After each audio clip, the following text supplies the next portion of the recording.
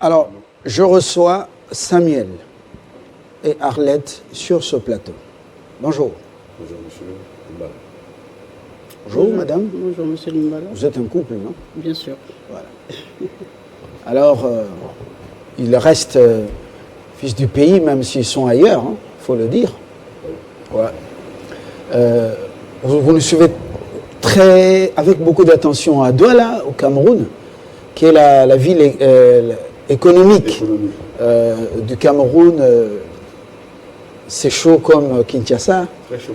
Il n'y a aucune différence, vraiment. Aucune différence. Alors, vous êtes gynécologue, obstétricien, à la tête d'une grande clinique, Samuel Kafunda à Douala.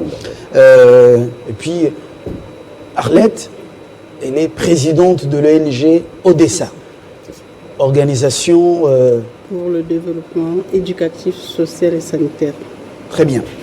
Alors, l'expérience que vous êtes à l'étape de la sensibilisation, vous réunissez 200 médecins, infirmiers, également ce samedi à Memling, Salvirunga, pour parler de l'assistance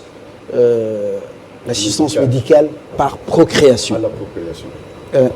Voilà, à la procréation. Je crois que c'est un lapsus, pas procréation. Je ne sais pas si c'est une faute. Non, mais enfin. Bon, c'est pas une faute grave. Voilà. Une assistante à la procréation. Assistance médicale à la procréation. Le réalisateur, vous avez compris, n'est-ce pas? Alors, je commence par la femme parce que c'est le mois de la femme. Odessa, c'est vous qui organisez cette conférence à Kinshasa. Quel est l'objectif principal? Merci Fabien. L'objectif principal pour Odessa, c'est déjà le retour à la source. Retour à la source. Quelle est cette source? La source congolaise. Nous sommes bien au Cameroun, mais on n'oublie pas que nous sommes des Congolais. Alors quand nous développons une science comme celle que nous faisons actuellement au Cameroun, dans notre subconscient, quelque part, on a envie quand même que les nôtres sachent ce qu'on sait faire. Une dette morale. Une dette morale. Alors, qu'est-ce que vous faites concrètement à Douala, au Cameroun, que vous voulez ramener au pays, à la source? D'accord. Ça fait 23 ans qu'à Douala, nous avons eu le premier bébé né par fécondation in vitro. Douala. En termes simples pour ceux qui nous suivent. En termes scientifiques, c'est-à-dire les enfants, les mamans, les couples qui n'arrivent pas à procréer, qui ont un désir de conception, qui n'arrivent pas à concevoir normalement, naturellement, recourent à certaines techniques, dont une technique qui s'appelle fécondation in vitro, c'est-à-dire on oublie les milieux humains, c'est-à-dire les trompes, les ovaires et tout ça. On prend, après avoir stimulé la dame, on prend ses œufs, appelons comme ça ovocytes, ce sont des œufs. On les prend, on fait cette fécondation au laboratoire. C'est-à-dire, on prend le produit chez l'homme, les œufs chez la femme, on fait la fécondation au laboratoire et on replace dans l'utérus de la femme. C'est ça la fécondation. Elle peut mettre au monde par voie basse. Elle met au monde normalement, tout à fait normalement. C'est-à-dire le transfert se fait 3 jours après le prélèvement et elle est enceinte 15 jours plus tard. C'est-à-dire on peut faire un test et confirmer qu'elle est enceinte. La particularité, c'est que vous démontrez qu'il n'y a pas que les femmes qui ont le problème d'infertilité. Votre spécialité, c'est donc des solutions au problème d'infertilité et des femmes et des hommes. Et des hommes. Alors, on dit que dans la plupart des cas, selon ce que vous avez dit la fois passée, ce sont les hommes et la femme est souvent victime selon les traditions africaines. C'est ça. Nous appelons ça stigmatisation. Dans toutes les cultures, on a l'impression, les gens pensent que c'est l'homme, parce qu'il est viril, qui est réellement le reproducteur, si on peut appeler ça comme ça. Mais ils oublient, Dieu n'a pas été bête. Il a fait de la femme cette espèce de, comment on peut dire ça, de mutant, qui fait que sans elle, nous ne pouvons pas naître. Quand on dit sans la femme, il n'y a pas de monde s'il n'y a pas de femme. Elle est la seule mutante à porter un être humain dans son corps, le sentir bouger et l'accoucher, et 30 ans plus tard lui dire maman merci. Vous vous rendez compte? Ça, c'est quelque chose qui ne peut pas être... Il n'y a pas de comparaison par rapport à ça. La créativité a prévu que ça soit comme ça. Du coup, elles prennent tout ce poids de son corps, de sa psychologie, de ses coutumes qui veulent qu'elle soit là en train de tout subir. Et on oublie que c'est par elle que nous sommes des êtres humains. Et du coup, vous semblez donner un pourcentage qui étonne tout le monde, que dans la plupart des cas, ce ne sont pas les femmes qui ont des problèmes, mais ce sont les hommes. C'est la réalité. Ça, c'est c'est une surprise. Je vais vous dire, oui. Moi je passe 15 minutes avec un homme en consultation et tout de suite je sais de quoi il s'agit. 15 minutes 15 minutes. Comment en lui posant des ça? questions simples. Est-ce que vous avez déjà été malade dans votre enfance? Vous avez une enfance normale? Est-ce que vous avez certaines maladies infectieuses? Est-ce qu'on vous a déjà opéré? À quel niveau est-ce que vous travaillez? En 15 minutes, je sais s'il a des problèmes ou pas. Par contre, la dame, il faut aller rechercher d'abord les premières règles. Quelle était l'allure? Comment ça s'est passé? Est-ce que vous avez des douleurs? Comment vous fonctionnez? Est-ce que c'est régulier? Qu'est-ce qui se passe? Vous avez déjà eu de grossesses avant? Comment elles se sont passées? Comment elles se sont déroulées? On vous a opéré? C'est-à-dire, la dame va passer par un tas d'examens. On va lui faire des échographies, on va lui faire des radios pour voir si les trompes sont normales ou pas. On va lui faire peut-être même des interventions chirurgicales pour essayer de réparer. C'est lourd. Et vous dites, c'est à quel pourcentage les cas d'infertilité chez les hommes? Nous sommes à 50-50. Hein? 50-50? Oui, je vous assure. Contrairement à ce que les gens croient, parce que l'homme, je ne peux pas dire dans son immense puissance, pense que s'il est viril, ça signifie qu'il est fertile. Mais donc, par contre, on nous, ne peut quand pas nous faisons des confondre examens, la virilité et la fertilité. Non, il ne faut pas confondre. Et surtout, nous voyons passer devant nous les spermogrammes, l'examen du sperme de l'homme. Vous vous rendez compte qu'avec l'âge, avec les facteurs de stress, avec l'exposition aux toxiques, c'est-à-dire comme c'est maintenant les drogues, l'alcool, le tabac, vous vous rendez compte que les hommes sont plus touchés que les femmes. Et on ne semble pas le dire en Afrique aux femmes. Dire la vérité. Arlette, vous voulez que après cette étape, l'expérience soit à Kinshasa, que vous ameniez justement, que vous vous implantiez à Kinshasa. Mais avant ça, qu'est-ce qui va être dit demain? Qui va prendre la parole? Qu'est-ce qu'ils vont dire? On apprend qu'il y aura des projections. Comment ça va se passer? Merci Fabien. Demain, précisément, ça va être plus la sensibilisation. Il est question déjà de sensibiliser les médecins, le corps médical en général, les personnes qui devront aller au contact de toutes ces femmes, toutes ces personnes, tous ces couples qui ont ces soucis de procréation. C'est le but, l'objectif principal de demain, c'est ça, sensibiliser les gens. Que les couples comprennent que les couples qui ont des problèmes de fertilité comprennent que c'est un problème de deux personnes. Il ne s'agit pas de stigmatiser la femme. Vous commencez par les médecins, les infirmiers. Oui, les infirmiers, le corps médical en général. Parce qu'eux aussi, ils sont, pour beaucoup dans cette affaire, hein, il y en a qui ne parviennent pas à dire la vérité ou ils ne savent même pas comment arriver à détecter les problèmes. Oui, justement, vous êtes d'accord avec moi? Voilà, justement, il est question de les orienter, de leur expliquer comment poser des questions, comment rassurer l'homme le plus souvent qui est renfermé sur lui, qui n'ose pas poser ses problèmes. Des gens, quand il est devant une personne, c'est-à-dire, il se sent un peu frustré de par du fait que c'est un homme, il ne peut pas. Non, on le rassure. Il faut déjà le rassurer, le préparer psychologiquement à comprendre que quel que soit le problème, ça peut être pallié. Et qu'il y a une solution, voilà. Celle que vous apportez. On peut avoir un souci, on est performant, on peut avoir un souci au niveau de la fertilité et que ce n'est pas une fatalité, on peut résoudre ce problème. Vous savez que c'est pas facile quand même de dire à l'homme qu'il a un tel problème en Afrique. Bien sûr, il suffit de savoir dire les mots juste avec beaucoup d'affection aussi. Parce que justement, ces gens qui viennent vers vous ont besoin de se sentir aimés, ont besoin de se sentir écoutés, ont besoin d'être rassurés.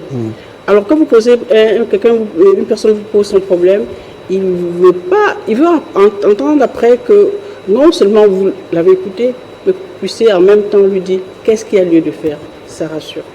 Vous avez fait appel à qui pour parler à ce personnel médical?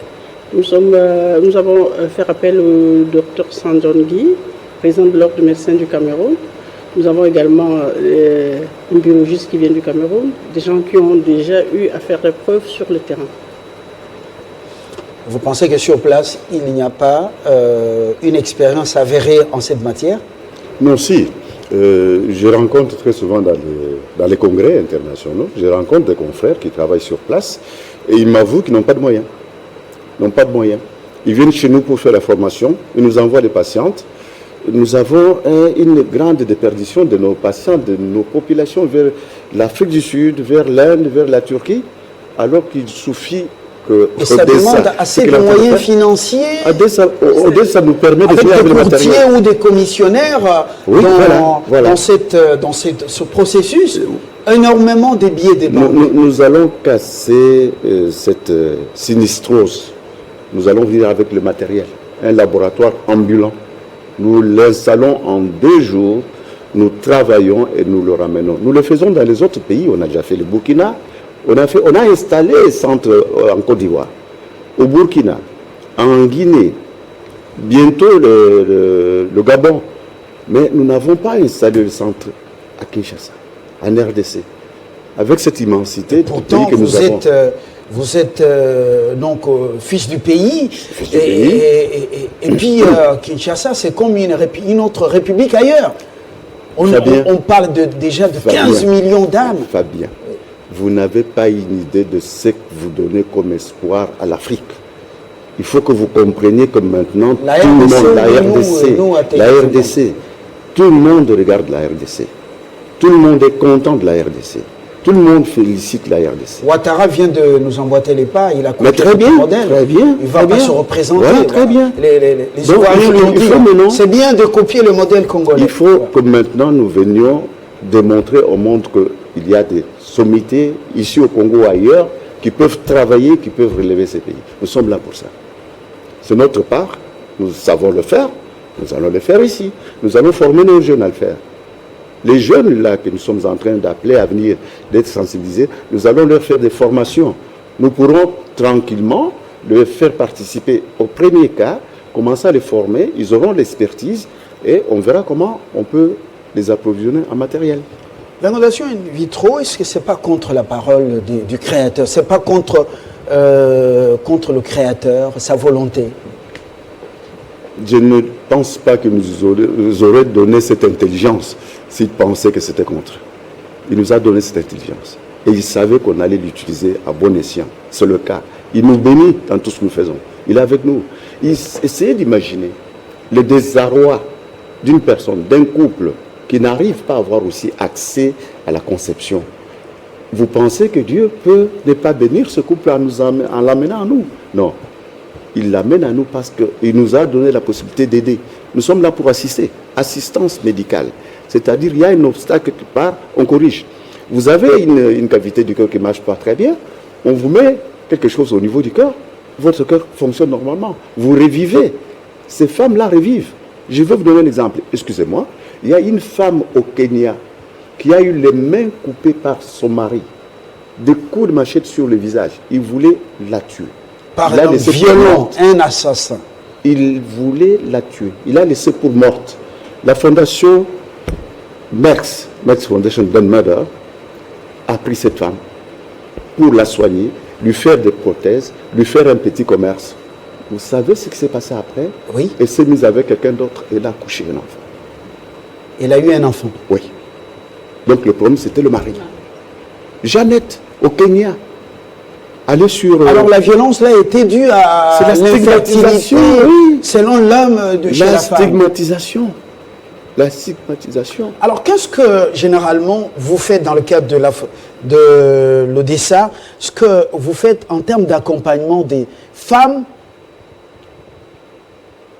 qui découvrent grâce aux examens justement que le problème de fertilité c'est pas elle ou c'est pas elle, mais c'est plutôt les maris.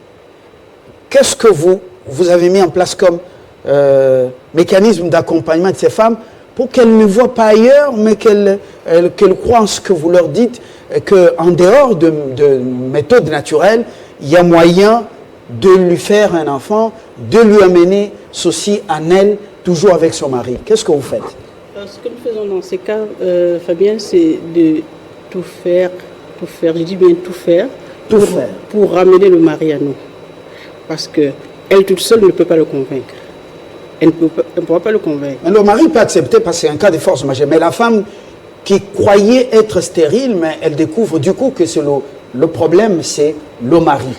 Alors, qu'est-ce que vous faites pour accompagner de telles femmes pour qu'elles ne soient pas psychologiquement démoralisées et qu'elles ne prennent pas de mauvaises décisions? Non, justement, Fabien, c'est justement, nous avons un but d'éducation aussi. On lui fait comprendre que non, c'est un problème de couple. Quand on se met ensemble, c'est pour le meilleur et pour le pire. Ce n'est pas que dès le premier obstacle que vous disiez de vos engagements et tout. On l'amène à comprendre que certes, c'est une maladie, c'est une défaillance, mais ça peut être corrigé. Elle a même pour mission d'aider son mari à accepter. Elle a le devoir d'amener son mari à comprendre que tout est possible grâce à la nouvelle technologie. Justement. Alors, le témoignage de Madame Obama, Michel, dans son récent livre, ça a été une grande révélation. Malia et Sacha ont été eus grâce à cette méthode. On a posé en elle, elle a accouché bien ses enfants, ces deux filles, et qui ressemblent beaucoup et à la femme et à l'homme. Donc elle a fait cette révélation. Au début, ça avait posé aussi un petit souci dans ce sens. C'est formidable. Voyez-vous, c'est ça justement que nous voulons. Que les gens témoignent. Que les gens disent aux autres que c'est possible. Parce que dans tous les cas, on a repoussé les limites de l'infertilité. Chez l'homme maintenant, ce qu'on disait, infertilité de l'homme définitive, on passe déjà. Et on est capable d'aller chercher les spermatozoïdes là où ils se trouvent, dans les testicules, et faire la fécondation. Donc il n'y a plus de limites. Donc, si même chez les hommes qui ont des graves soucis de virilité, c'est ça. Donc, bien sûr, bien sûr. Vous pouvez avoir des enfants à la maison, même si vous avez ce grave souci en attendant qu'il soit réparé. Bien sûr. Voilà. Bon, voilà, le programme, il est alléchant. Ben oui. Le programme de demain, on y sera. Voilà. Vous n'êtes pas invité. Sans carton, c'est difficile. La salle ne recevra que 200 personnes. Et voilà.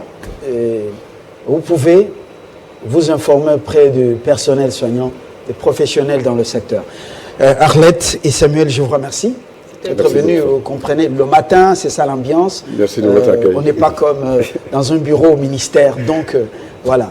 Merci de votre accueil. Voilà. Merci du travail que vous abattez. Merci beaucoup parce que vous nous encouragez beaucoup. On a une grande audience chez vous, au Cameroun, votre pays.